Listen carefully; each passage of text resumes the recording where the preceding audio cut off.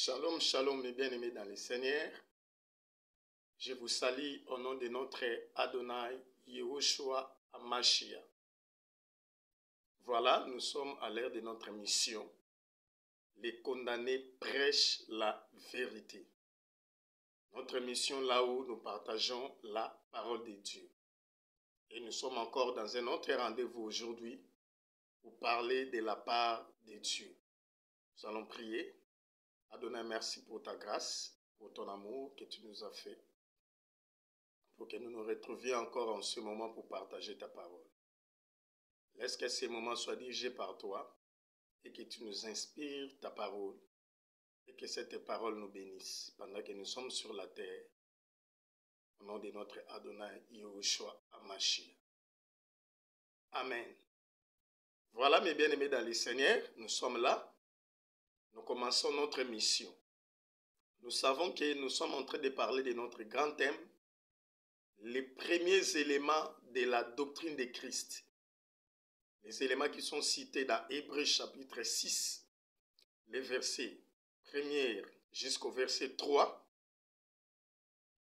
Et bien aimé, nous avons eu le temps de parler de beaucoup de choses. Nous avons parlé de la première chose qui est le renoncement aux œuvres mortes, c'est-à-dire la repentance. Nous avons parlé de la foi en Dieu, c'est-à-dire la conversion. Nous avons parlé de la doctrine des baptêmes. Nous avons expliqué les baptêmes d'eau, les baptêmes du Saint-Esprit et aussi les baptêmes du feu. Et notre dernière chose que nous avons étudiée dans l'émission passée, c'était la doctrine de l'imposition des mains. Là où nous avons parlé de la doctrine des miracles, la doctrine de l'ordination, mais aussi de l'affectation. Voilà, et aujourd'hui, nous allons prendre l'avant-dernier élément parmi les éléments de la doctrine de Christ, qui est la résurrection des morts. Aujourd'hui, nous parlons de la résurrection des morts. Bien-aimés, à partir de cet élément qui est l'avant-dernier, et le dernier élément, c'est-à-dire les deux derniers éléments, va toucher directement les plans prophétiques ou eschatologiques. C'est-à-dire les deux derniers éléments de la doctrine de Christ touchent la prophétie, touchent l'eschatologie, touchent les événements qui vont arriver dans la suite des temps. Voilà. Donc, bien aimés, prêtez-nous beaucoup votre attention parce que nous allons parler des choses qui sont tellement sérieuses pendant cette émission. Bien aimés, écoutez, les deux dernières choses, la résurrection des morts et le jugement éternel, comme je viens de le dire, touchent les temps de la fin où notre futur, le futur de l'humanité, ce qui va arriver à l'humanité qui est en train de vivre aujourd'hui sur terre. Raison pour laquelle, bien aimé, j'ouvre cette parenthèse pour dire à tous les prédicateurs, quand nous prêchons la parole de Dieu, nous devons tenir compte de tous les éléments, ne pas négliger les uns, ni abandonner les autres.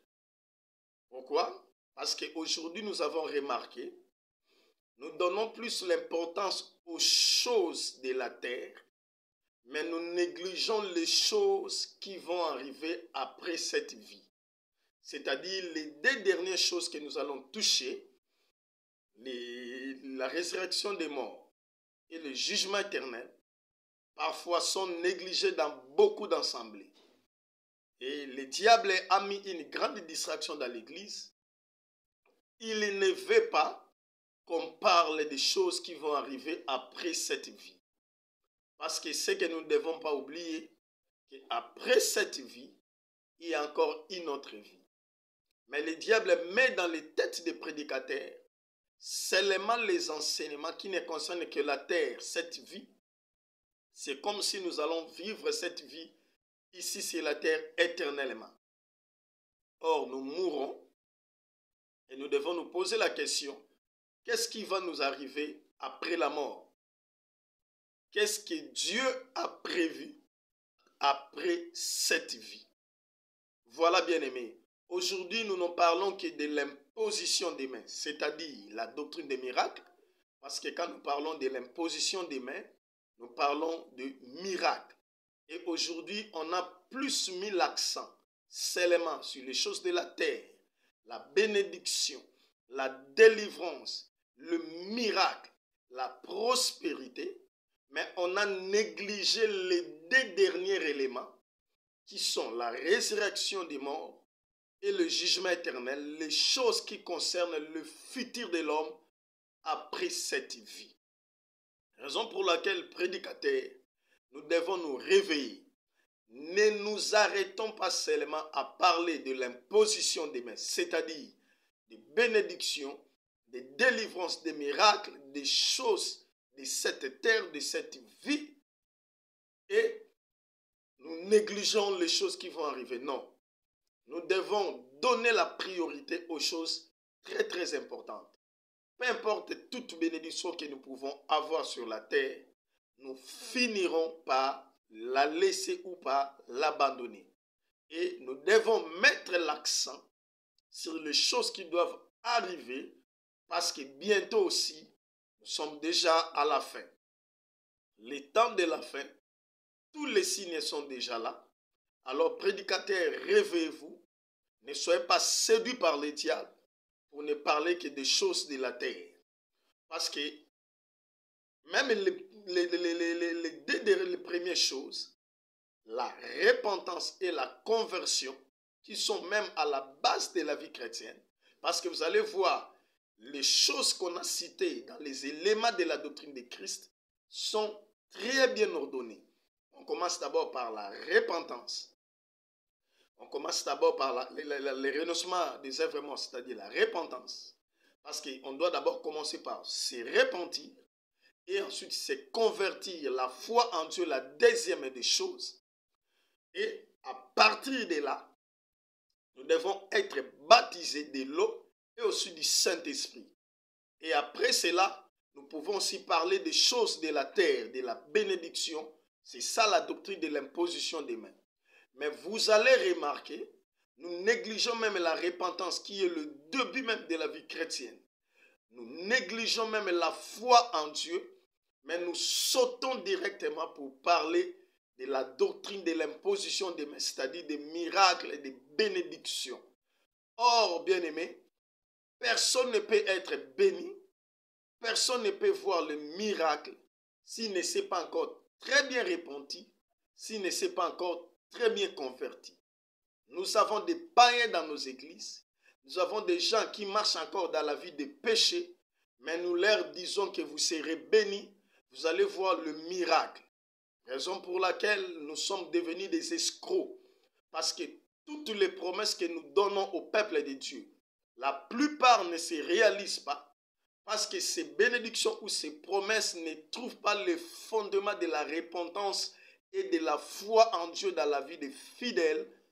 Et comme ces choses ne se réalisent pas, les fidèles nous trouvent des menteurs.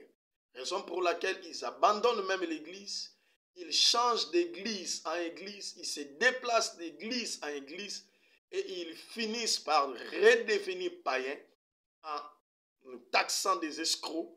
Pourquoi? Parce que nous promettons des choses qui ne se réalisent pas.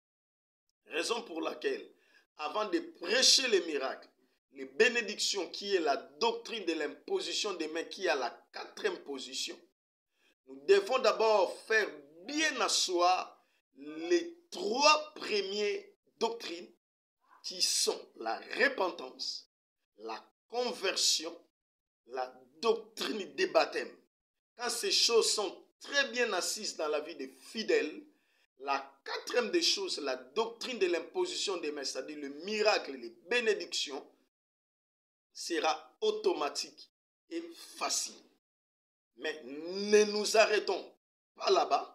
Après avoir parlé de la repentance, de la conversion, de la doctrine des baptêmes, des miracles, des guérisons, des signes et des prodiges, nous devons maintenant toucher l'eschatologie, toucher le futur, toucher la prophétie parce que c'est là même la destinée de l'humanité.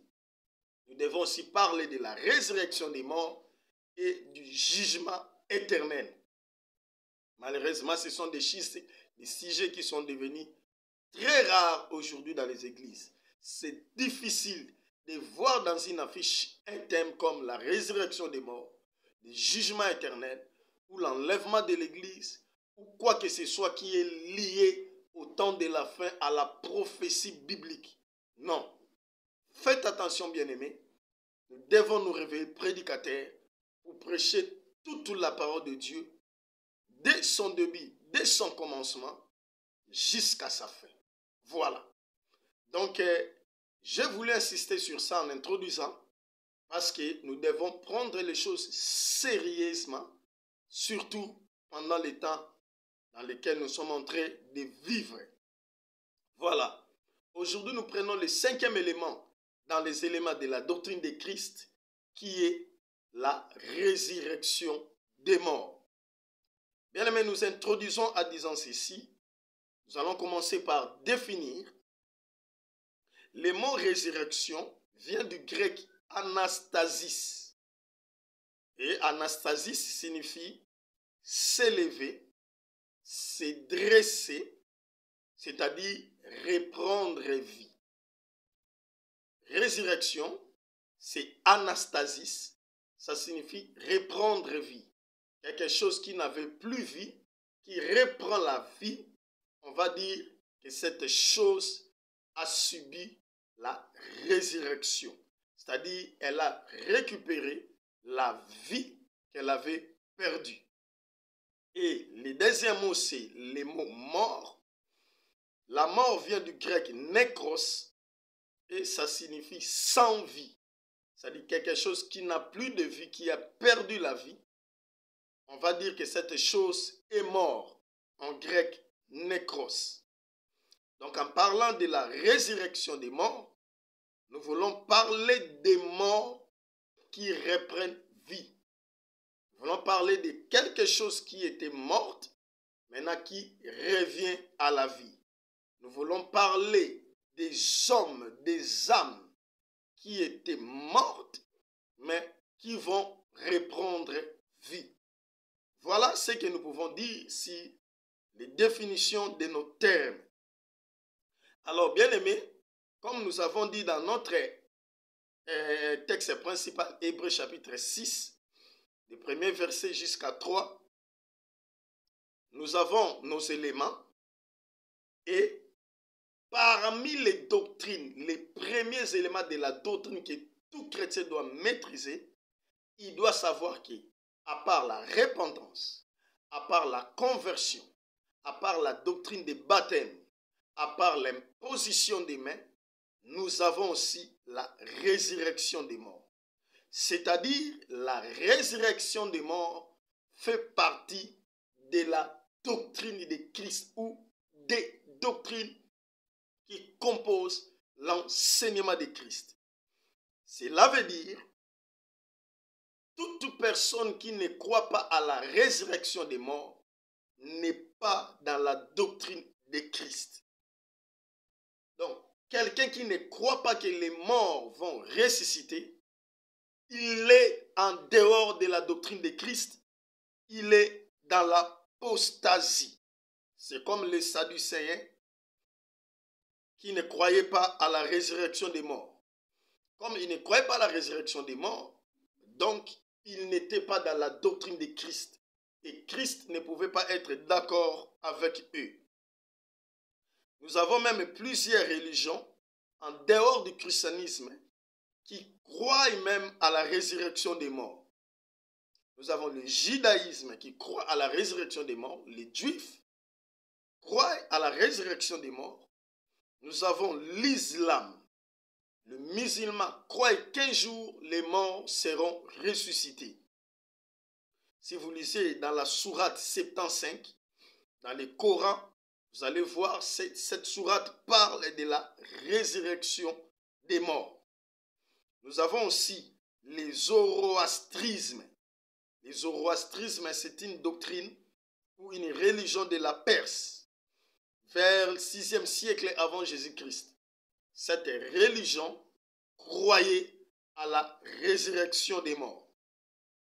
Mais nous avons aussi d'autres tendances ou d'autres religions, comme l'hindouisme et le bouddhisme, qui ne croient pas à la résurrection des morts, mais eux croient à la réincarnation ou à la renaissance des âmes. C'est-à-dire dans l'hindouisme ou le bouddhisme, ils ne confessent pas que les morts seront ressuscités, mais ils croient qu'il y a réincarnation. C'est-à-dire quelqu'un qui était mort, il va encore revenir dans ce monde sous une autre forme et dans un autre corps. C'est ça leur doctrine, leur croyance. C'est-à-dire, ils croient aussi à une vie après cette vie. Voilà, bien-aimés. Quand nous voulons parler de la résurrection des morts, bien-aimés, écoutez.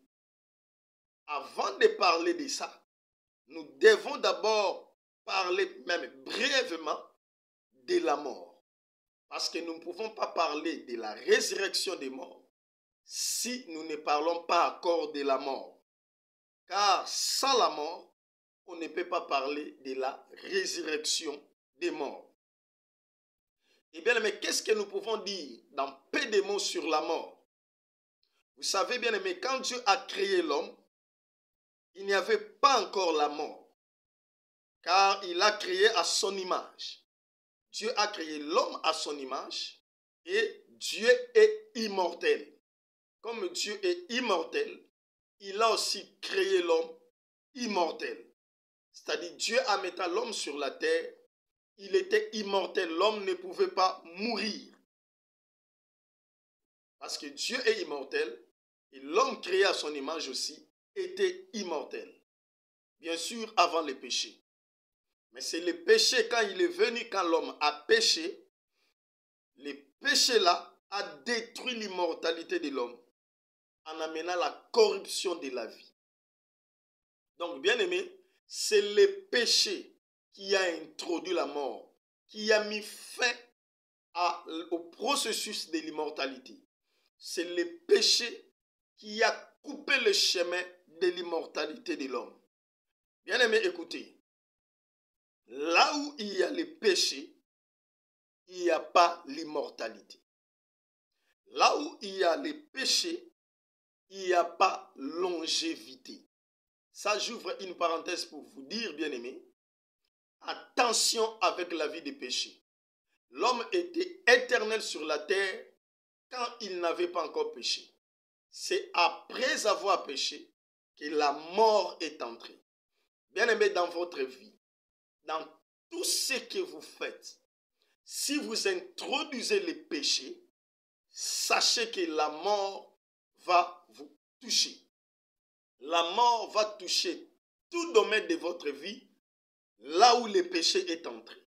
C'est-à-dire dans tout ce que vous faites, dans votre travail, dans votre commerce, dans vos affaires, dans votre famille, dans tout ce que vous êtes et dans tout ce que vous faites, si vous introduisez le péché, sachez que vous introduisez la mort. Vous écourtez la vie de vos choses, de vos affaires. Beaucoup de gens aujourd'hui, leurs affaires sont mortes, leurs travails sont morts, leur commerce ne marche plus, leur mariage ne marche plus, leur famille ne marche plus bien, il n'y a plus la paix, il y a la mort. Pourquoi? Parce qu'ils ont introduit le péché.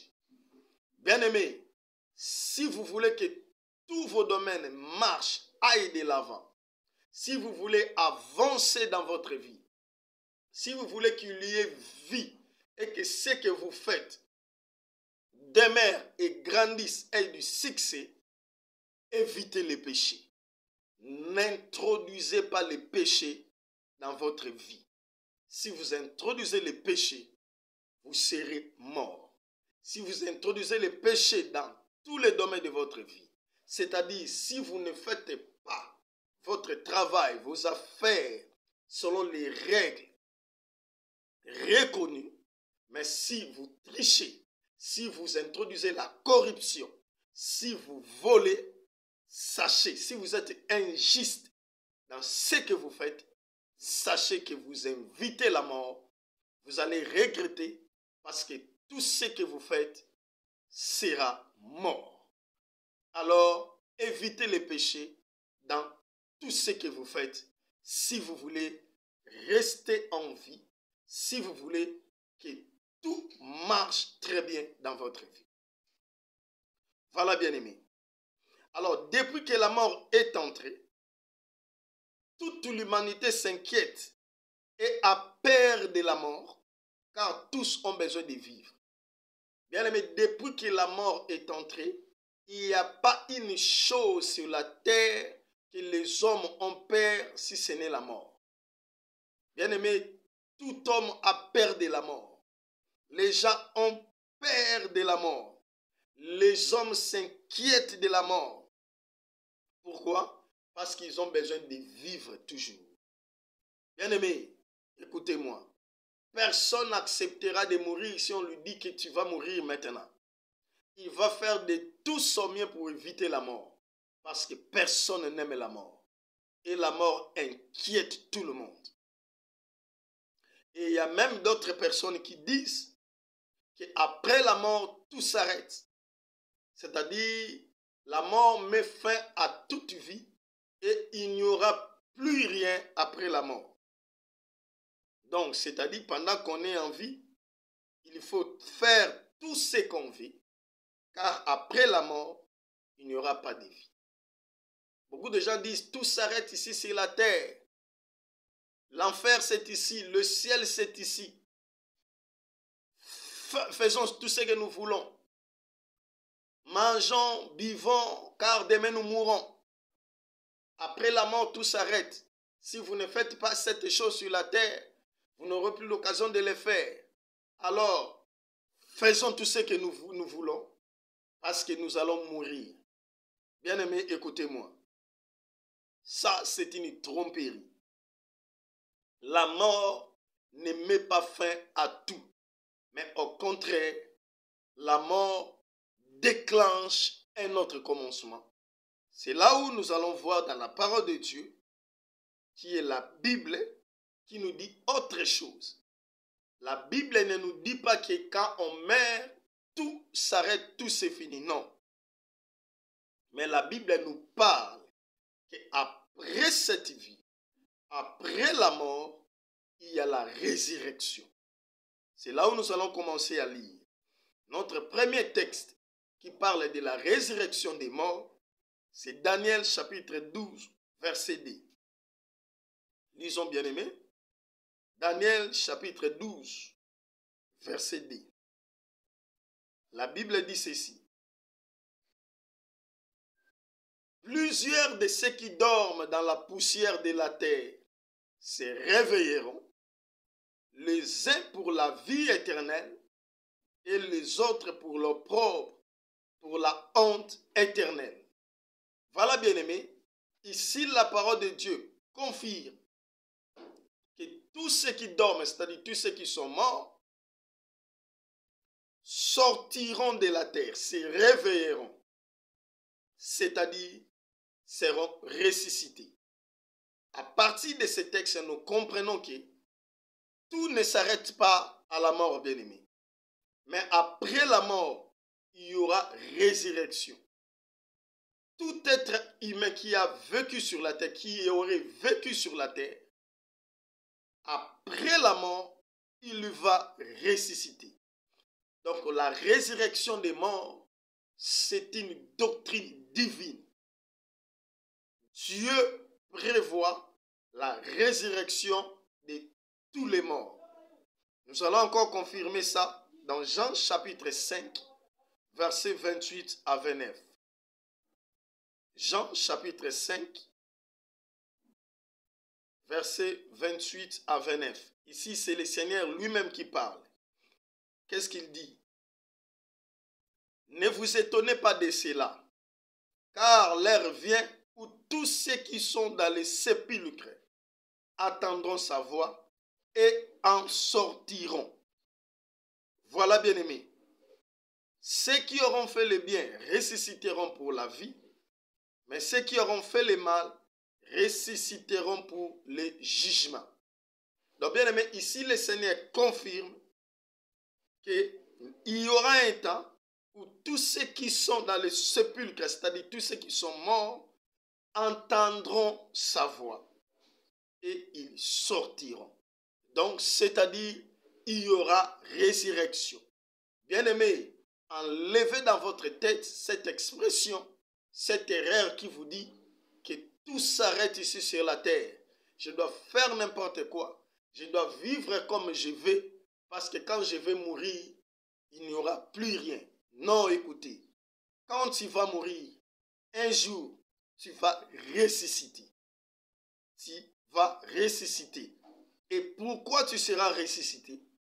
La Bible nous dit, il y aura des raisons pour lesquelles il y aura résurrection. Les hommes vont ressusciter. La Bible dit, premièrement, c'est pour la vie éternelle. Ça, c'est pour ceux qui auront fait le bien, c'est-à-dire pour les justes.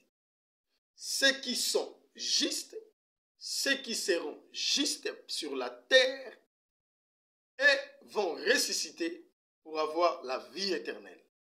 Mais ceux qui ne sont pas justes, ceux qui sont injustes, ressusciteront, mais pour le jugement, pour la honte éternelle.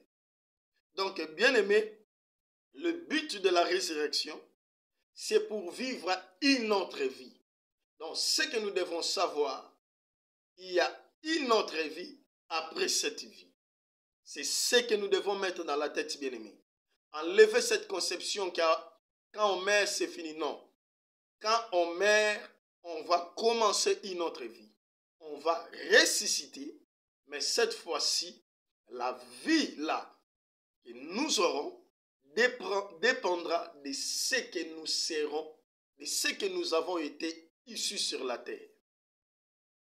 Si nous avons été justes, nous allons ressusciter pour avoir la vie éternelle, c'est-à-dire pour entrer au ciel, entrer dans la vie éternelle.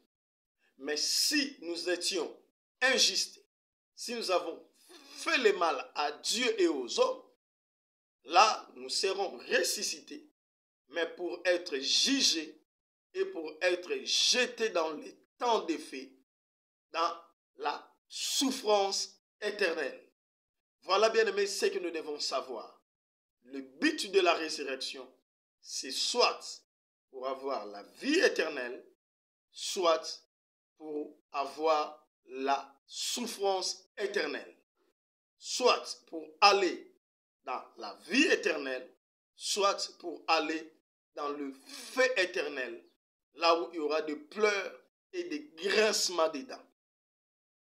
Voilà, bien aimé, ce que nous pouvons dire sur l'introduction en confirmant qu'après la mort, après cette vie, il y aura encore une autre vie.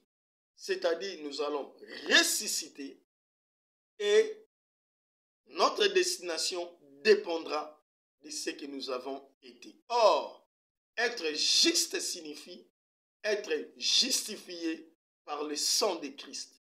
Donc, les justes qui hériteront la vie éternelle, ce sont ceux qui ont accepté Christ dans leur vie, qui ont été justifiés. C'est pour cela qu'on les appelle justes, parce qu'ils ont été justifiés par Christ. Bien-aimés, si vous n'avez pas encore cru en Jésus-Christ, il est temps de croire en lui pour être justifié, pour devenir juste, afin qu'après votre mort, vous ayez la vie éternelle. Mais si vous ne voulez pas croire en Jésus-Christ, vous ne voulez pas donner votre vie à Jésus-Christ ou recevoir Christ dans votre vie pour être justifié, bien-aimé, vous continuez dans la vie de péché, là attendez-vous au feu éternel, au jugement, à la souffrance éternelle après votre mort. Quand vous serez ressuscité, vous serez jugé et vous irez dans la souffrance éternelle. dans le feu éternel, dans la géhenne, là où il y aura des plaies et des graissements des dents. Une souffrance qui ne terminera jamais. C'est ce que Apocalypse chapitre 20, versets 11 à 13 nous confirme. Nous allons lire ça.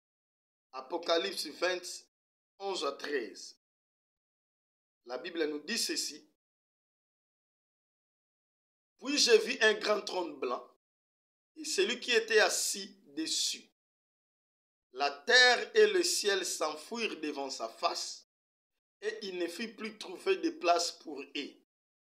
Et je vis les morts, les grands et les petits, qui se tenaient devant le trône. Des livres furent ouverts et un autre livre fut ouvert, celui qui est le livre de vie. Et les morts furent jugés selon leurs œuvres, d'après ce qui est écrit dans ces livres. La mer rendit les morts qui étaient en elle. La mort et le séjour des morts rendirent les morts qui étaient en eux. Et chacun fut jugé selon ses œuvres. Alléluia. Bien-aimés, voilà ce que la parole nous confirme. La Bible nous dit à la fin des temps, tous les morts seront ressuscités. Tous ceux qui étaient même morts dans la mer, la Bible dit la mer, le mer, rendirent les morts qui étaient en elle. Vous avez fait un accident par avion. Où est-ce que vous étiez mort? Partout là où vous étiez mort, vous serez ressuscité. Et vous serez jugé, bien-aimé. N'oubliez pas ça. Quand vous êtes en train de marcher dans cette vie, quand vous faites n'importe quoi, femme, quand vous vous comportez bizarrement, frère, quand vous faites n'importe quoi dans votre vie, n'oubliez pas qu'un jour, vous serez ressuscité et vous allez passer au jugement. Donc, après la mort, il y a jugement comme Hébreux, je crois chapitre 9, verset 27 nous le dit. Et comme il est réservé aux hommes de mourir une seule fois, et après quoi vient le jugement. Bien-aimé, il est réservé à tous les hommes de mourir. Mais après la mort, ça ne s'arrête pas là-bas. Ça ne finit pas là-bas. Il y aura jugement. C'est-à-dire, on sera ressuscité et on va être jugé de tout ce qu'on a fait sur la terre. Si vous n'avez pas cru en Jésus-Christ, vous serez jeté dans les temps de feu. Mais si vous avez cru en Jésus-Christ et que vous avez marché selon sa parole, vous aurez la vie éternelle. Vous aurez la joie éternelle auprès de Dieu. C'est à vous maintenant de penser, bien-aimés, qu'est-ce qui vous arrivera après la mort? Voilà, bien-aimés, ce que nous pouvons dire dans l'introduction de notre thème sur la résurrection en confirmant que la résurrection existe bel et bien. Tous les morts finiront par ressusciter et pour être jugés. Si vous avez été injuste, si vous avez été un enfant de Dieu, si vous avez reçu Christ dans votre vie, si vous avez marché dans l'obéissance de la parole loin du péché, là vous aurez la vie éternelle. Mais si vous avez refusé de croire en Jésus-Christ, vous étiez marché dans les péchés, là attendez-vous au jugement pour aller dans le feu éternel. Voilà, bien-aimés. Et maintenant, bien-aimés, nous allons prendre notre premier point qui est Christ, le centre de la résurrection. Bien-aimés, Christ est le centre de la résurrection. Nous allons lire ça dans Jean chapitre 11, verset 24. Jean chapitre 11, verset 24. Écoutez ce que la Bible dit. Jésus-Christ, lui-même notre Adonai Yahushua Mashiach, est en train de parler. Jésus lui dit, il parle à Marthe, je suis la résurrection et la vie. Alléluia. Celui qui croit en moi vivra quand même il serait mort. Bien-aimé, Christ confirme qu'il est la résurrection et la vie. Il parlait à Marthe qui plairait son frère Lazare. Christ confirme qu'il est la résurrection et la vie. Bien-aimé, Christ est la résurrection. C'est-à-dire, comme Christ est la résurrection, tout celui qui croit en lui, comme il vient de le dire, ressuscitera même s'il meurt. Christ confirme, dit, tout celui qui croit en lui, il sera ressuscité, même s'il est mort. Celui qui croit en moi vivra, quand même il serait mort. C'est-à-dire, même si tu meurs, mais comme tu es avec Christ, tu finiras par ressusciter et tu auras la vie éternelle parce que Christ est la vie. Il a dit, je suis la résurrection et la vie. Bien-aimés, vous avez intérêt à croire en Yehoshua Mashiach. Vous avez intérêt à accepter Christ dans votre vie pour que même après la mort, vous soyez ressuscité. Parce que Christ confirme qu'il est la résurrection et la vie. Et comme tout le monde va ressusciter, même le païen, Christ précise qu'il est non seulement la résurrection, mais il est aussi la vie. C'est-à-dire, bien que tout le monde va ressusciter, mais tous ceux qui n'auront pas Christ, tous ceux qui ne mourront pas avec Christ ou en Christ, bien qu'ils seront ressuscités, mais ils n'auront pas la vie éternelle. Mais ils auront la haine éternelle, la honte éternelle, la mort éternelle dans les temps des filles. Donc, bien aimé, c'est ce qui fait la différence des résurrections. Tout le monde sera ressuscité, mais celui qui mourra en Christ avec Christ, il aura après la résurrection la vie éternelle. C'est-à-dire, il ressuscitera et il sera avec Christ pour l'éternité dans la joie. Alléluia. Mais celui qui ne croit pas en Christ, bien qu'il sera ressuscité, mais il n'aura pas la vie. Sa résurrection sera pour être jeté dans le feu éternel. Vous devez déjà prendre la décision pendant que vous êtes encore en vie. Parce que quand vous mourrez, il n'y aura plus de temps pour prendre la décision. Alléluia. Alors, comme Christ est le centre même de la résurrection, nous allons lire le texte principal qui parle de la résurrection en rapport avec Christ. C'est 1 Corinthiens chapitre 15. C'est là où nous allons développer notre enseignement sur la résurrection. Bien aimé, dans 1 Corinthiens 15, on nous parle de la résurrection de Christ comme espérance des chrétiens. C'est-à-dire, comme Christ est ressuscité, cela est notre espérance en nous qui croyons en lui. Tout celui qui croit en Christ a l'espérance de la résurrection. Pourquoi? Parce que son maître, non seulement il était mort, mais il était aussi ressuscité. Et comme Christ est ressuscité, tout celui qui croit en lui sera aussi ressuscité. Il doit espérer qu'un jour, il sera ressuscité. Celui en qui il a cru va finir par le ressusciter. Donc, il n'aura pas peur de la mort. Comme Paul le dit, Christ est ma vie et la mort me tingue. Voilà, bien-aimé.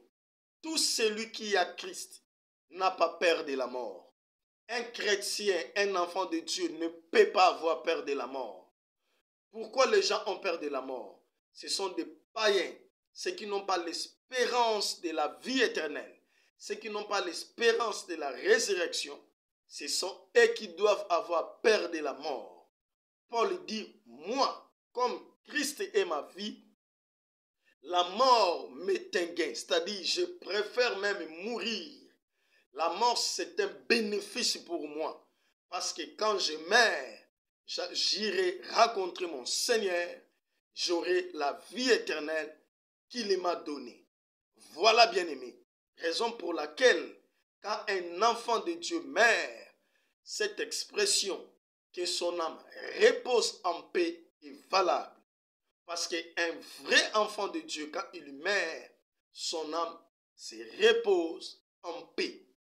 Mais on ne peut pas dire que son âme repose en paix pour un païen, pour celui qui n'a pas cru en Christ, ou pour celui qui a prétendu croire en Christ, mais qui n'a pas marché dans l'obéissance de la parole de Christ. Celui-là, quand il meurt, on ne doit pas écrire que son âme se repose en paix, mais on doit plutôt écrire que son âme se repose en feu. Alléluia. Que son âme repose en paix, c'est pour les chrétiens, les vrais enfants de Dieu, les vrais chrétiens, pas les faux chrétiens. Mais que son âme se repose en feu, ça c'est pour les païens et les faux chrétiens. Parce que eux, ils n'auront pas la paix après leur mort. Alléluia. Généralement dans le deuil, nous devons être sincères. Si on met seulement que son âme se repose en paix, ça peut-être c'est pour la courtoisie, c'est pour la déontologie. Alléluia. Même un païen, même celui qui tuait les gens, celui qui était prostitué, celui qui faisait mal aux gens, on dit toujours que son âme se repose en paix. Mais en réalité, son âme ne se reposera pas en paix, mais en feu. Alléluia. C'est un enfant de Dieu, un vrai enfant de Dieu, qui se reposera en paix. Généralement, quand un enfant de Dieu est mort, nous ne pouvons pas pleurer. En réalité, nous devons nous réjouir parce qu'il va se reposer en paix. Mais si nous pleurons, c'est seulement parce que nous ne le verrons plus sur la terre. Nous étions habitués avec lui, il va nous manquer. Cette absence-là nous fait pleurer. Mais en réalité, nous devons nous réjouir parce qu'il nous précède dans la gloire. Mais plutôt, le plaire doit se manifester avec éclat dans les deuils d'un païen ou d'un faux chrétien, d'un celui qui ne marchait pas dans l'obéissance de la parole. Là, on doit pleurer beaucoup parce que notre douleur se multiplie par deux. Nous perdons la personne avec qui nous étions ici sur la terre, elle va nous manquer. Mais la deuxième chose, son âme se repose en feu, il va souffrir éternellement. Raison pour laquelle nous devons beaucoup pleurer. Voilà, bien aimé, la vérité des choses. Alléluia. Allons dans 1 Corinthiens chapitre 15. Nous allons lire ça un peu rapidement parce qu'il y a beaucoup de textes là-bas. Mais comme c'est les chapitres de base qui parlent de la résurrection, nous allons les lire. La première partie, du verset 1er au verset 8, on nous montre les preuves qui confirment que Christ est ressuscité. Parce que vous devez croire en Christ qui est ressuscité, mais vous devez avoir le preuve de sa résurrection. Parce qu'aujourd'hui, beaucoup de gens ne croient pas que Christ est ressuscité. Ils disent non, il n'est pas ressuscité. Il y a beaucoup de gens qui disent qu'il n'est pas ressuscité. Vous qui croyez en lui, ou qui allez croire en lui, vous devez avoir les preuves. Raison pour laquelle Paul commence par donner le preuve de la résurrection de Christ. Lisons le verset 1er au verset 8 rapidement. Je vous rappelle, frères, l'évangile que je vous ai annoncé, que vous avez reçu, dans lequel vous avez persévéré et par lequel vous êtes sauvés, si vous les retenez tel que je vous l'ai annoncé. Autrement, vous aurez cru en vain.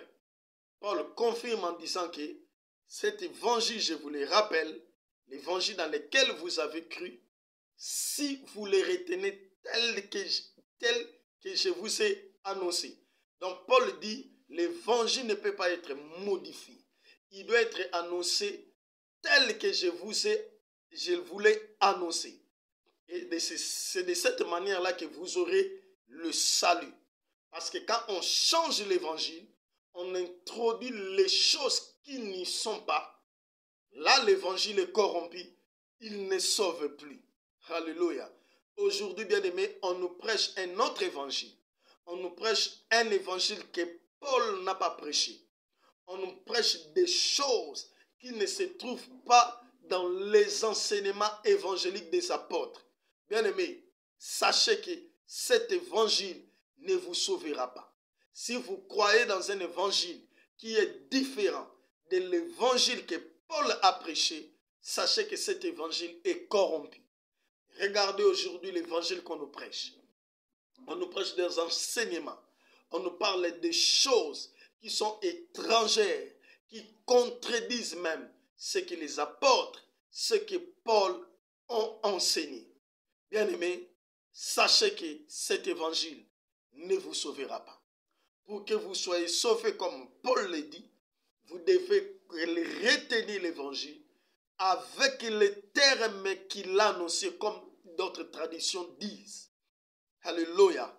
Et ici, dans ce contexte, il parle de la résurrection. C'est-à-dire l'évangile de Christ est basé sur la mort et la résurrection de Christ. Bien-aimés, si on vous prêche un évangile qui n'est pas centré sur la mort et la résurrection de Christ, sachez que cet évangile est corrompu, ne vous sauvera pas. Alléluia. L'évangile qui sauve, c'est l'évangile qui est basé sur la mort et la résurrection de Christ. C'est ce que Paul voulait dire en introduisant son épître, son chapitre sur la résurrection. Et il détaille au verset 3 ce qu'il a annoncé, ce qui doit être dans l'évangile qui doit être annoncé. Je vous ai enseigné avant tout, comme je l'avais aussi reçu, que Christ est mort pour nos péchés selon les Écritures. Comme je dis, on ne peut pas parler de la résurrection sans parler de la mort. Paul commence par confirmer que Christ est mort.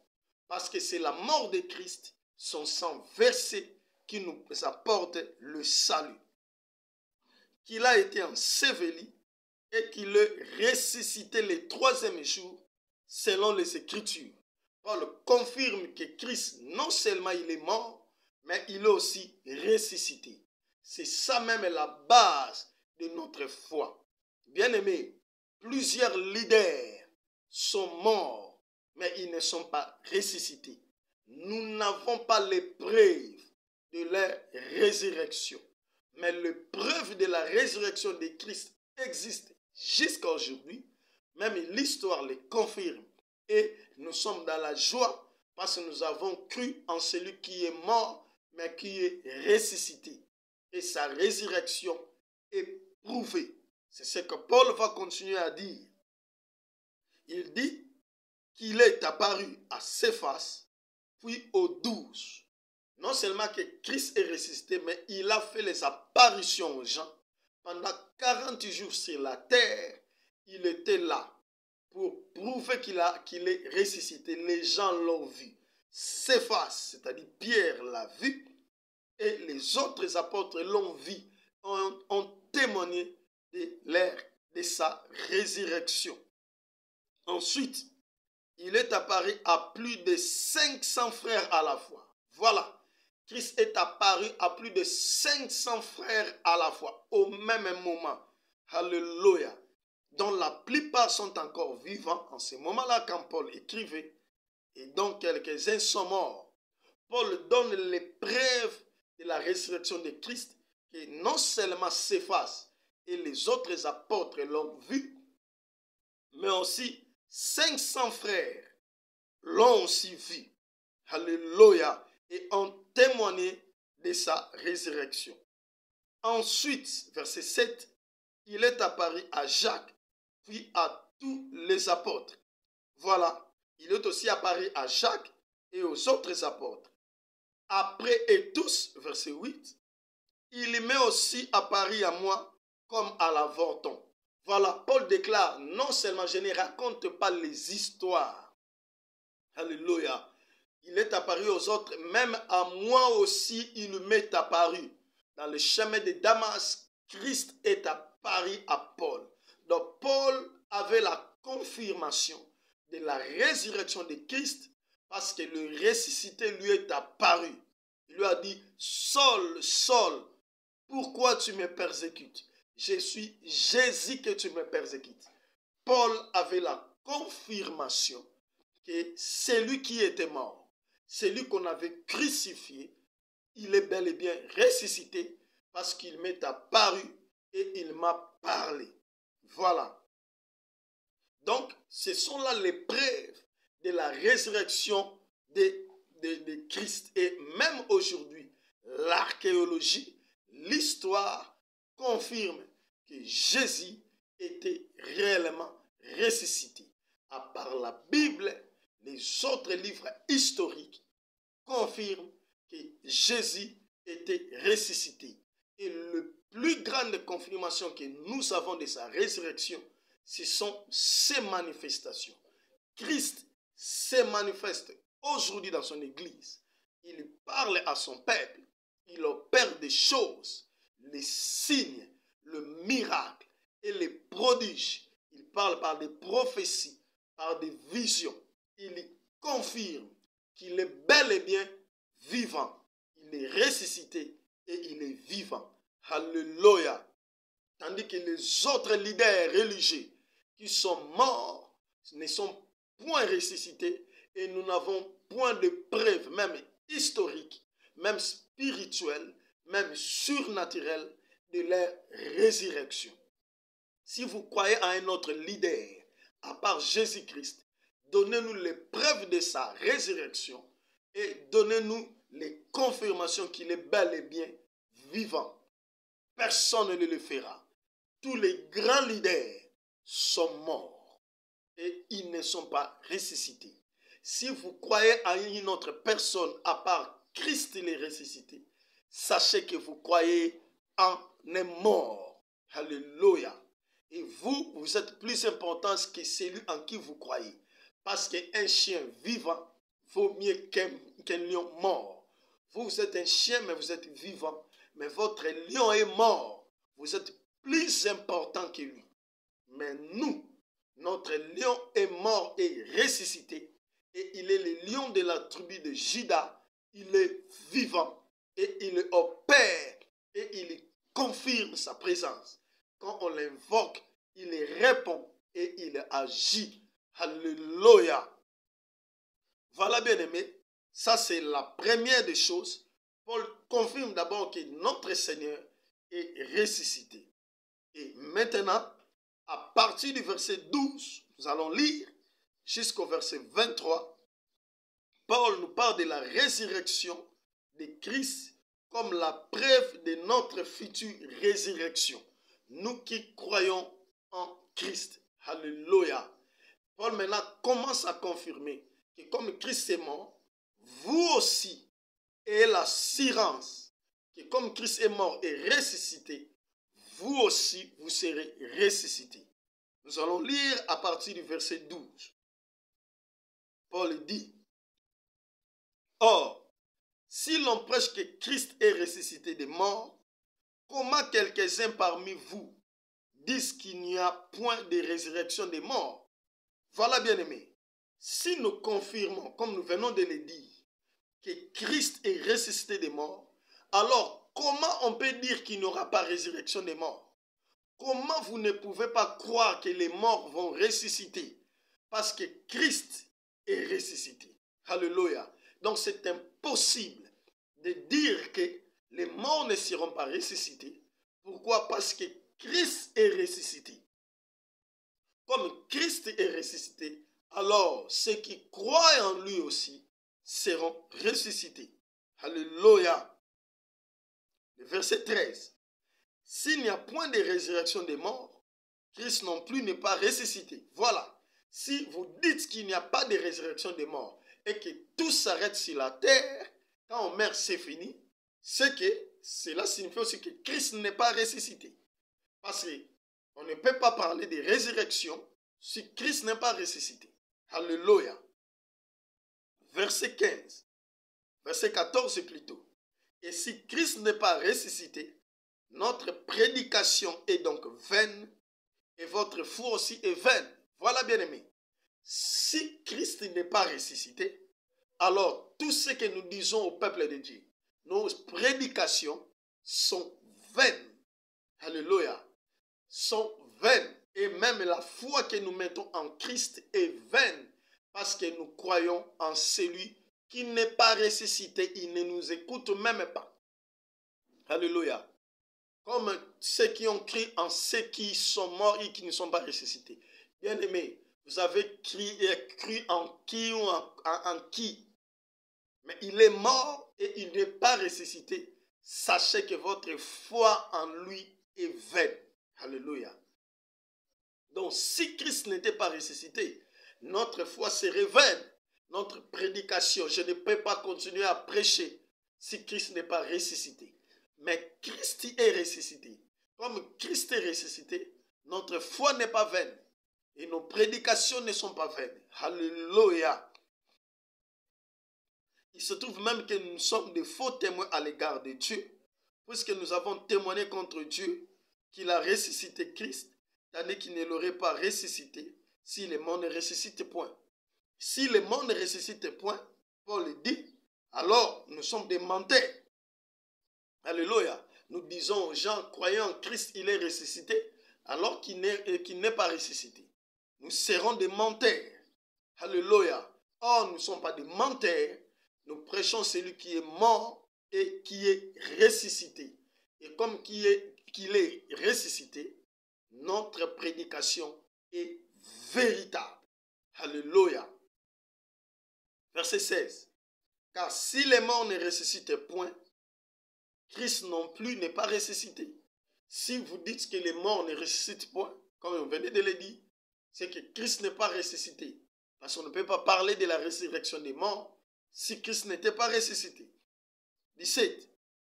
Et si Christ n'est pas ressuscité, votre foi est vaine, vous êtes encore dans vos péchés, et par conséquent aussi ceux qui sont morts en Christ sont perdus. Bien aimé, ce texte, beaucoup de gens qui combattent le christianisme interprètent mal ces versets. Voilà, la Bible dit, tous ceux qui sont morts en Christ sont perdus. Regardez là le contexte. Paul précise que si Christ n'est pas ressuscité, c'est en ce moment-là que notre foi est vaine. Et à ce moment-là aussi, tous ceux qui sont morts en Christ sont perdus. Voilà. Si Christ n'est pas ressuscité. Alléluia. Donc, bien aimé, Christ est ressuscité. Et comme Christ est ressuscité, ceux qui sont morts en Christ ne sont pas perdus. Et leur foi en Christ n'est pas vaine. Alléluia. Donc, bien aimé, ne lisez pas seulement un seul verset pour dire que ceux qui sont morts en Christ sont perdus. Non, ils seraient perdus si Christ n'était pas ressuscité. Mais Christ est ressuscité, nous verrons ça en bas. Et comme il est ressuscité, alors ceux qui sont morts en Christ ne sont pas perdus. Et nous ne sommes plus dans nos péchés. Parce que Paul dit, si Christ n'était pas ressuscité, c'est que nous sommes encore dans nos péchés. Or, la résurrection des morts, la résurrection de Christ confirme notre nouveauté de vie. Comme Christ est ressuscité, nous aussi nous sommes morts dans nos péchés et nous sommes ressuscités avec lui pour commencer une nouvelle vie. Donc nous ne sommes plus dans le péché. Si toi tu demeures encore dans le péché, vous êtes enfant de Dieu, mais vous demeurez encore dans le péché, là vous faites dire, vous transmettez le message que Christ n'est pas mort. Raison pour Christ plutôt n'est pas ressuscité. Raison pour laquelle vous demeurez encore dans le péché. Donc tous ceux qui se disent enfants de Dieu, mais qui demeurent encore dans le péché, ignorent la résurrection de Christ. Parce que la résurrection de Christ nous a apporté la nouveauté de vie. Si réellement Christ, en qui vous avez cru, est ressuscité des morts, alors vous aussi, vous devez ressusciter, donc vous devez mener une vie nouvelle. Alléluia. Vous ne pouvez plus marcher dans le péché parce que votre vie de péché était déjà mort avec Christ. Christ l'a laissé sous la terre et quand il est ressuscité, il a amené une autre vie que vous devez vivre. La vie sans péché, la crainte de Dieu, la sanctification, l'obéissance à la parole de Dieu. Alléluia. Raison pour laquelle la Bible dit, tous ceux qui tombent encore dans le péché crucifient de nouveau Christ. Ils enterrent encore Christ qui était déjà ressuscité. Vous ne pouvez plus demeurer dans la vie de péché si réellement vous croyez en un Christ ressuscité.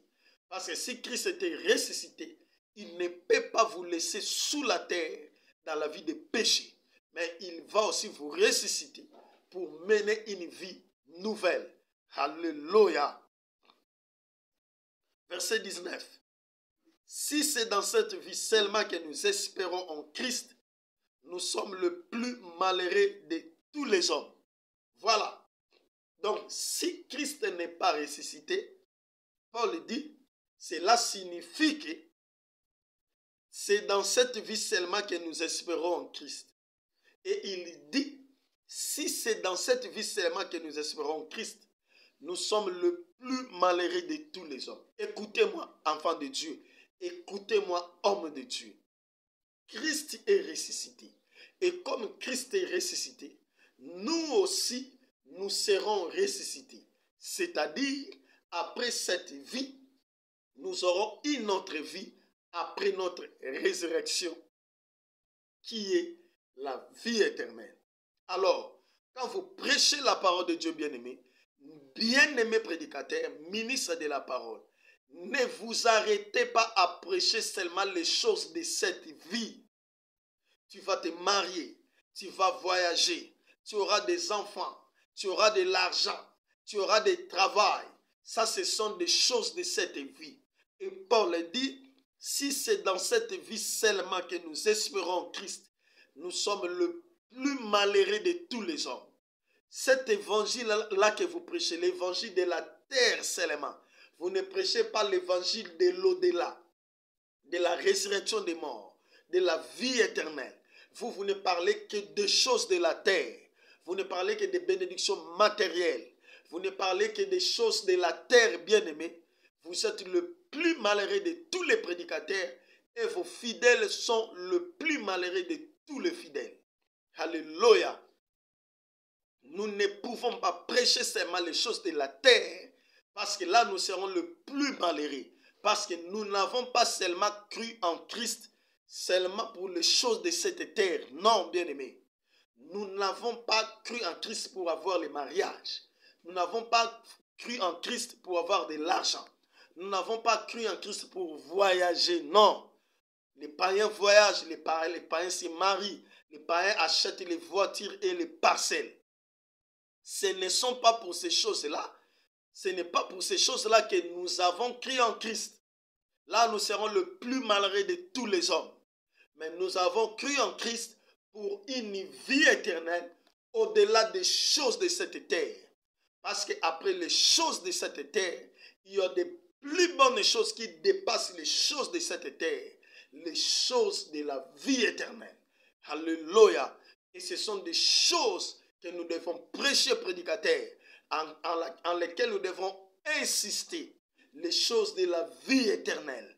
N'insistons pas sur les choses de la terre parce qu'elles sont passagères et ça va nous rendre malheureux. Mais insistons sur les choses d'après cette vie, les choses de la vie éternelle. Parce que ça, là, ce sont des choses plus merveilleuses qui dépassent même les choses de cette terre. Alléluia. Bien-aimés enfants de Dieu, si dans votre église, on ne vous prêche que les choses de la terre, on ne vous parle pas de la vie éternelle, des choses qui viendront après cette vie, après la résurrection, ce que nous serons, on ne te prépare pas pour ces choses-là. On te parle que du mariage, On te parle que de voyages. On te parle que de bénédictions. On te parle que de choses de la terre, bien-aimé. Vous êtes malheureux. Quittez cette église parce qu'on est en train de vous rendre malheureux. On est en train de vous détruire. Vous serez malheureux. Vous allez pleurer parce que vous ne serez pas préparé pour la vie qui viendra après cette vie. Vous devez vous habituer à écouter l'évangile qui vous parle plus des choses qui viendront après cette vie. Alléluia. Et le verset 21, verset 20 plutôt. Mais maintenant, Christ est ressuscité des morts. Il est les prémices de ceux qui sont morts. Voilà. Paul confirme que Christ n'est pas seulement mort, mais il est aussi ressuscité.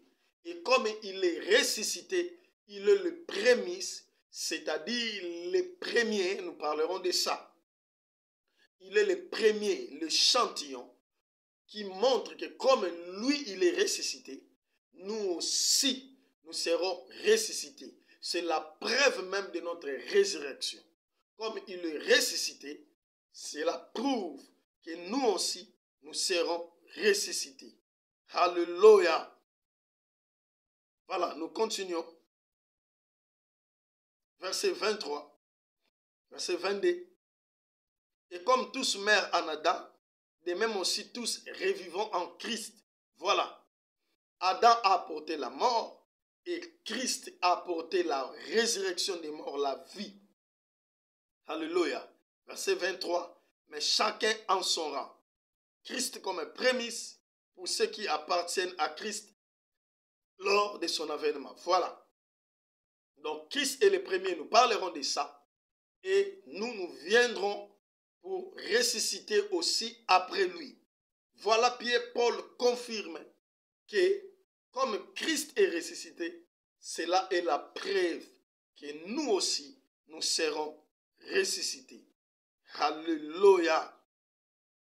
Alors, bien-aimés, comme Christ est ressuscité, ayons l'assurance que nous aussi, nous serons ressuscités. Et nous allons lire à partir du verset 35 à 36.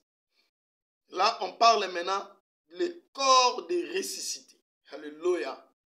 Quand nous serons ressuscités, nous aurons quel corps? Est-ce que nous serons seulement dans cet corps qui tombe malade, qui vieillit, qui a des défauts?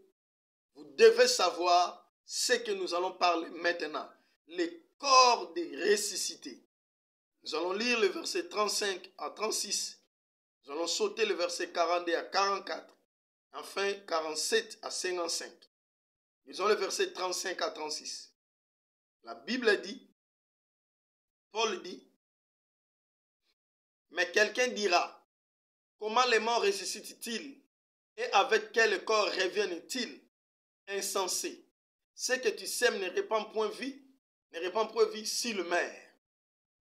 Alléluia. Paul confirme, il dit ceci. Comment est-ce qu'on peut poser la question? Avec quel corps nous allons ressusciter avec? Avec quel corps quand il y aura la résurrection? Il dit ça c'est être insensé. Il donne l'exemple de la moisson. Nous allons parler de ça. De la sémence. Il dit ce que tu sèmes ne répand point vie s'il meurt. Quand nous sèmons, ce que nous sèmons pourri là, ce n'est pas la même sémence qui sort quand la sémence sort. Non, cette sémence meurt. Cela signifie que notre corps, quand il sera sémé, c'est-à-dire quand il sera enterré, ce n'est pas le même corps qui ressuscitera. Alléluia. Nous allons continuer. Nous prenons le verset 42 à 44. Paul dit, ainsi en est-il de la résurrection des morts. Le corps est sémé corruptible, il y ressuscite est corruptible. Voilà, bien aimé, ce corps est corruptible, il tombe malade, il a des défauts, il vieillit. Ce corps que toi tu utilises pour faire le mal, que toi tu vantes avec ta beauté, écoutez, ce corps est corruptible, bien aimé femme. Ne regarde pas ta beauté. Ce corps mourra. Ce corps sera enterré. Ce corps vieillira. Bref, tu ne gardes pas même la même beauté que tu avais quand tu avais 15 ans, quand tu avais 16 ans, quand tu avais 17 ans. Tu commences déjà à vieillir. Ta beauté est en train de disparaître. Pourquoi? Parce que ce corps est corruptible. Alors, il ne faut pas donner valeur à ce corps, parce que ce corps est corruptible, mais ce corps sera enterré. Alléluia. Mais la Bible dit, Paul confirme que quand nous serons ressuscités, nous allons ressusciter avec un corps incorruptible, c'est-à-dire un corps restauré, parfait. Voilà les corps que nous allons aimer, que nous devons aimer. Voilà les corps que nous devons chercher à avoir. Les corps après la résurrection. Alléluia. Bien-aimés, aimons plus ces corps. Paul dit, quand nous serons ressuscités, nous aurons un corps incorruptible. Un corps qui ne tombe pas malade. Un corps qui ne vieillit pas. Un corps qui garde sa beauté éternelle. L'incorruptibilité. C'est ce que nous allons revêtir quand nous serons ressuscités. Les corps que Christ avait revêtus quand il était ressuscité. Un corps parfait. Alléluia. Raison pour laquelle n'accomplis pas les désirs de la chair. Ne marche pas selon ce que ce corps te dit de faire. Pourquoi? Parce que ce corps qui te conduit finira par être enterré. Et s'il détruit ton âme ira en enfer dans le feu éternel à cause de ce corps corruptible. Attention, bien-aimés. Ne donnons pas valeur à ce corps, mais plutôt donnons valeur à notre âme et préparons-nous pour les corps qui revêtira l'incorruptibilité. Alléluia.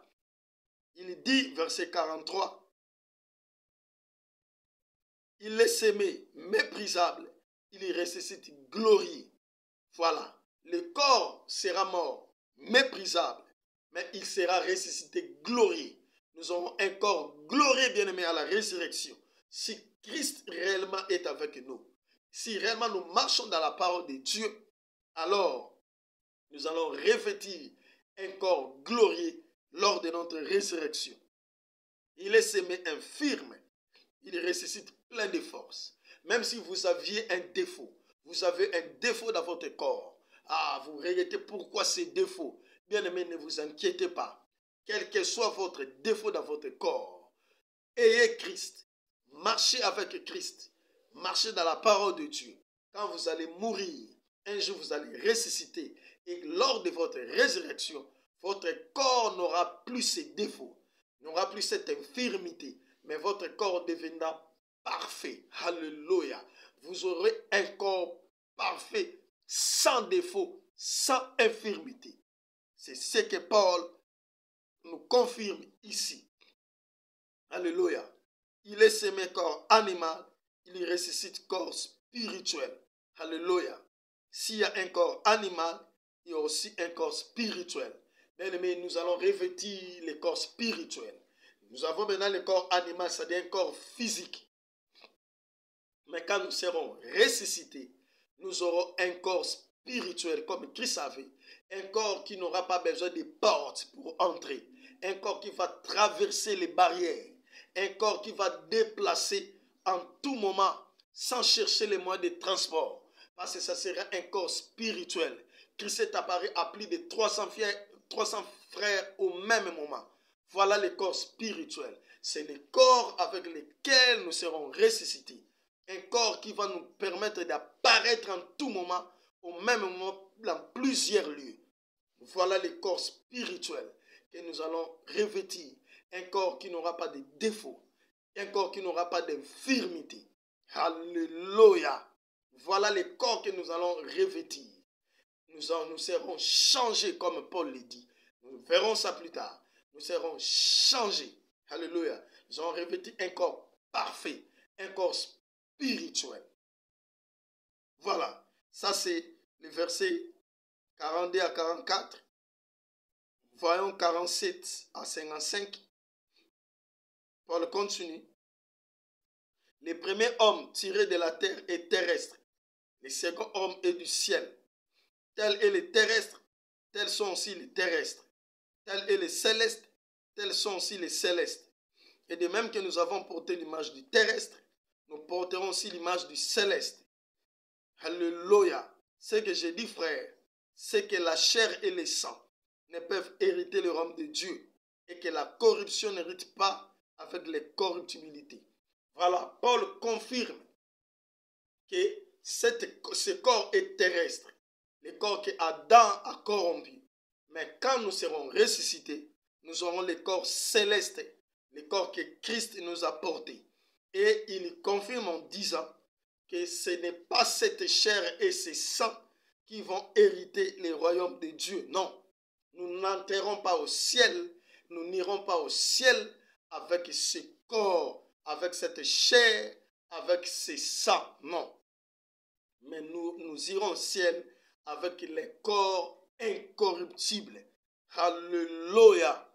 Voilà, bien-aimés, ce que nous pouvons dire sur le corps des ressuscités. Alléluia. Bien-aimés, aimez plutôt ces corps incorruptibles que nous allons revêtir. N'aimez pas ces corps. Ne donnez pas valeur à ces corps.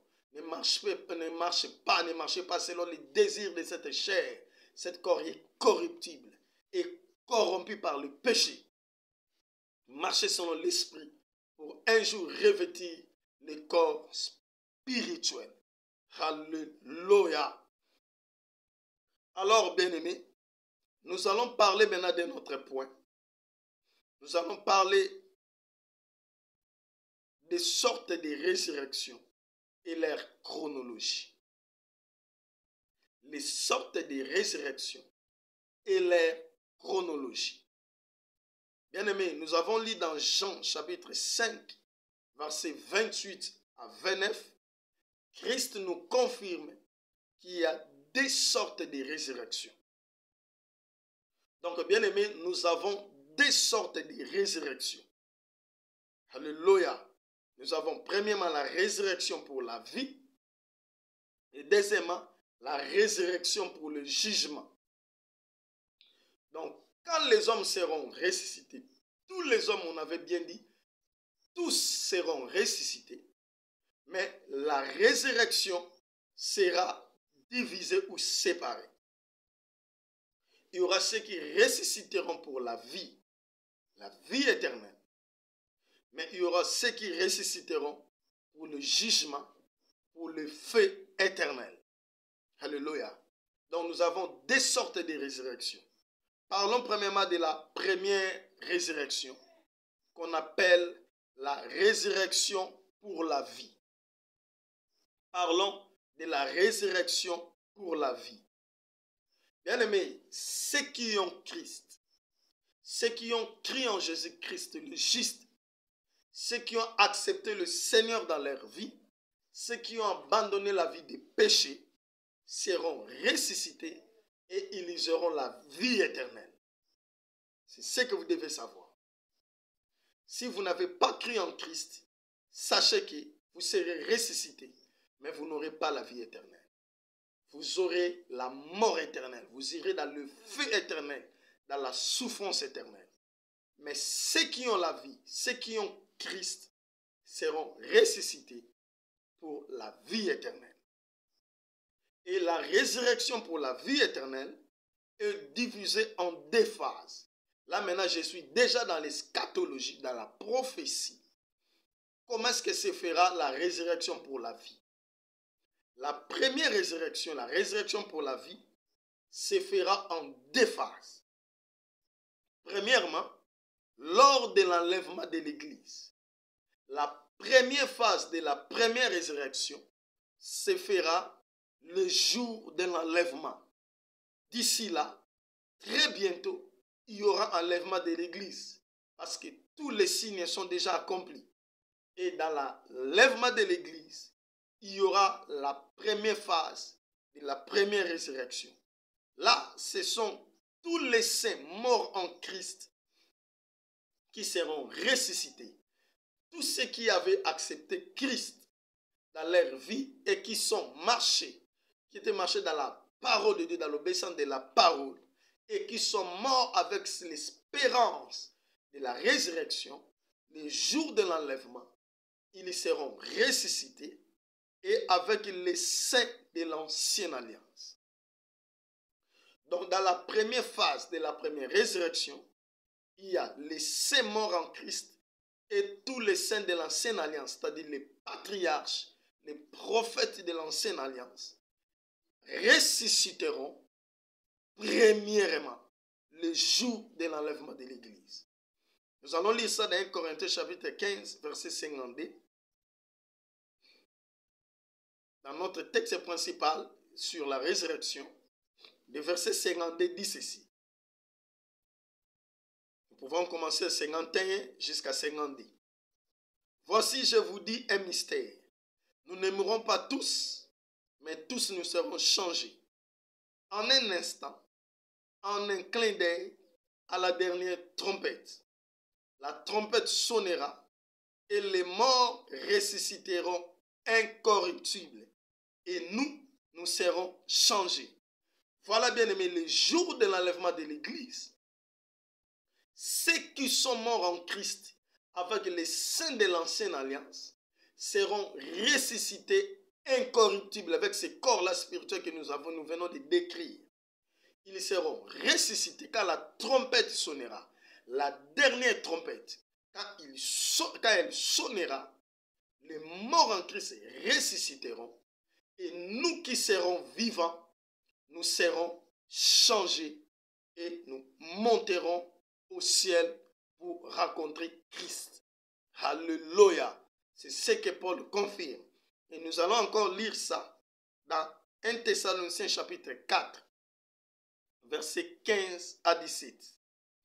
1 Thessaloniciens chapitre 4, versets 15 à 17. Là, on nous parle de l'enlèvement de l'Église. 1 Thessaloniciens 4, 15 à 17. Voici en effet ce que nous vous déclarons d'après la parole du Seigneur. Nous les vivants, restés pour l'avènement du Seigneur, nous ne devancerons pas ceux qui sont morts. Car le Seigneur lui-même a un signal donné à la voix d'un archange et au son de la trompette de Dieu descendra du ciel et les morts en Christ ressusciteront premièrement. Voilà. Ensuite, nous les vivants qui serons restés, nous serons tous ensemble enlevés avec eux dans les nuées, sur des nuées, à la rencontre du Seigneur dans les airs. Et ainsi nous serons toujours avec le Seigneur. Voilà, bien aimé. Paul confirme encore, il dit, les jours de l'enlèvement de l'Église, ce sont les morts en Christ. Même les saints de l'ancienne alliance, ils étaient en Christ. Ils étaient en Christ parce qu'ils espéraient. Ils attendaient le jour du Messie. Ils avaient l'espérance de la résurrection. Alors, eux aussi, ensemble avec les morts en Christ, ils vont ressusciter. Donc, quand la dernière trompette sonnera à la voix d'un archange, au son de la trompette de Dieu, quand Christ descendra du ciel le jour de l'enlèvement, les morts en Christ ressusciteront premièrement.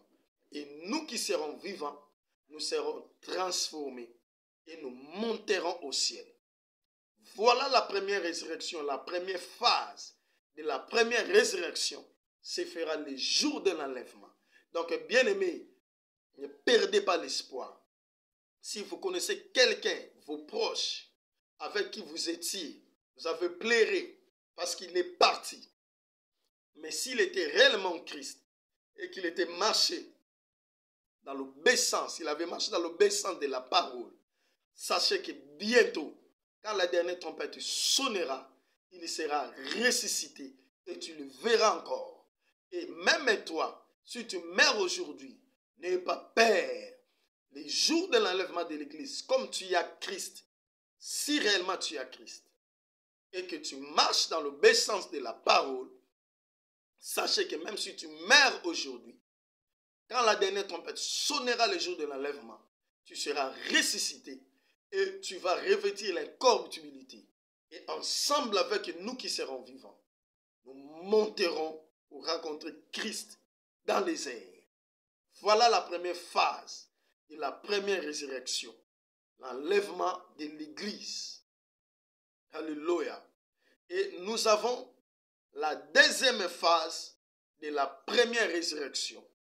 Et sa deuxième phase se fera à la fin de la grande tribulation, au début du millénium, pour tous les martyrs qui auront refusé la marque de la bête. Bien-aimés, ici je suis dans le calendrier prophétique. Après l'enlèvement de l'Église, bien-aimés, il y aura des chrétiens qui vont rester. Il y aura des saints qui vont rester. Ceux qui ont accepté Christ, mais qui n'étaient pas prêts pour l'enlèvement, qui n'étaient pas arrivés à la perfection, qui parfois marchaient dans la distraction. Ils avaient Christ, mais ils ne marchaient pas dans l'obéissance de toute la parole de Dieu. Ils y rateront l'enlèvement. Bien-aimés, attention. Vous pouvez rater l'enlèvement de l'Église si vous êtes distrait. Bien que vous êtes Christ, mais vous pouvez être parmi les vierges folles. Elles étaient vierges, mais elles étaient folles parce qu'elles ont attristé le Saint-Esprit. Elles ont perdu leur huile de réserve. Comme toi aussi, tu es dans la distraction. Tu marches dans le péché. Tu es en train de perdre l'huile de réserve prophétique. Tu peux rater l'enlèvement de l'Église. Et ceux qui rateront l'enlèvement de l'Église, mais qui, dans la grande tribulation, supporteront, accepteront de mourir. Ils ne vont pas accepter la marque de la bête. Et l'Antéchrist va les tuer. Et eux aussi, à la fin de la grande tribulation, ils seront ressuscités. C'est-à-dire quand Christ reviendra avec le ressuscité de la première phase pour entamer le millénium, pour introduire son règne sur la terre, il va ressusciter ceux qui auront accepté de mourir pour Christ pendant la grande tribulation. C'est-à-dire, s'il arrive que vous ratez l'enlèvement de l'Église, c'est que je vous déconseille. Je vous déconseille de ne pas rater l'enlèvement. Ne ratez pas l'enlèvement de l'Église. Je vous le déconseille, bien-aimés. Mais s'il arrivait que vous ratez l'enlèvement de l'Église, alors vous n'aurez pas de choix. Vous devez supporter à mourir pendant la grande tribulation. Vous devez refuser la marque de la bête. Ça sera difficile, bien-aimé. Je ne sais pas, bien-aimé, je ne sais pas si vous saurez. Si vous aurez la capacité de ne pas accepter la marque de la bête. Parce que vous n'allez pas vendre. Vous n'allez pas acheter comme la Bible dit. Vous aurez la difficulté de vivre sur la terre sans la marque de la bête. Mais s'il arrive que vous acceptez, là je vous conseille, si vous ratez l'enlèvement de l'Église, acceptez de mourir. N'acceptez pas la marque de la bête. Et si vous n'acceptez pas la marque de la bête et que l'Antichrist vous tue, alors vous aurez la chance de ressusciter quand Christ va revenir à la fin de la grande tribulation, à la fin de la guerre d'Armageddon. Alors, il va te ressusciter aussi. Nous allons le lire dans Apocalypse chapitre 20, versets 4 à 5. Apocalypse chapitre 20, versets 4 à 5. La Bible dit ceci. Et je vis des trônes, et à ceux qui s'y assis furent donné le pouvoir de juger. Et je vis les âmes de ceux qui avaient été décapités à cause du témoignage de Jésus et à cause de la parole de Dieu, et de ceux qui n'avaient pas adoré la bête ni son image, et qui n'avaient pas reçu la marque sur leur front et sur leurs mains. Ils y revinrent à la vie, et ils y régnèrent avec Christ pendant 1000 ans. Les autres morts ne revinrent point à la vie jusqu'à ce que le 1000 ans fût accompli. C'est la première résurrection. Heureux et saints ceux qui ont part à la première résurrection. La seconde mort n'a point de pouvoir sur eux, mais ils seront sacrificateurs de Dieu et de Christ, et ils régneront avec lui pendant 1000 ans. Voilà, bien-aimés, Donc, tous ceux qui n'accepteront pas la marque de la bête, les vierges folles qui resteront, ceux qui vont supporter de mourir pour Christ, ceux qui refuseront 666, la Bible dit, ils seront ressuscités. Quand Christ reviendra, ils seront ressuscités et ils vont régner avec Christ. Voilà, c'est ce que nous avons dit. C'est la deuxième phase. On dit que c'est la première résurrection parce que cette phase clôture la première résurrection. On dit, errez ceux qui ont part à la première résurrection. Donc, bien aimé, ne ratez pas la première résurrection. Surtout la première phase, le jour de l'enlèvement de l'Église. Mais si vous ratez la première phase, là, soyez forts. Acceptez de répandre votre sang pendant la grande tribulation pour participer à la deuxième phase de la première résurrection. Et la Bible dit, tous ces gens seront ressuscités et ils entreront dans le millénium et ils régneront avec Christ. Mais écoutez, la Bible précise, ils seront sacrificateurs de Christ. C'est-à-dire ceux qui participeront à la deuxième phase de la deuxième résurrection n'auront pas la même position que ceux qui ont été ressuscités à la première phase de la première résurrection lors de l'enlèvement de l'Église. Parce que ceux qui participeront à l'enlèvement, ceux qui seront ressuscités à la première phase de la première résurrection, seront l'épouse de Christ. Alléluia. Ils seront l'épouse de Christ dans le millénium, dans le règne de Christ. Parce que Christ en tant que roi, tout roi aura sa femme, a sa femme, mais aussi ses serviteurs. Et ceux qui étaient ressuscités dans la première phase seront l'épouse. Nous serons, nous qui serons enlevés, nous serons l'épouse de Christ dans le millénium.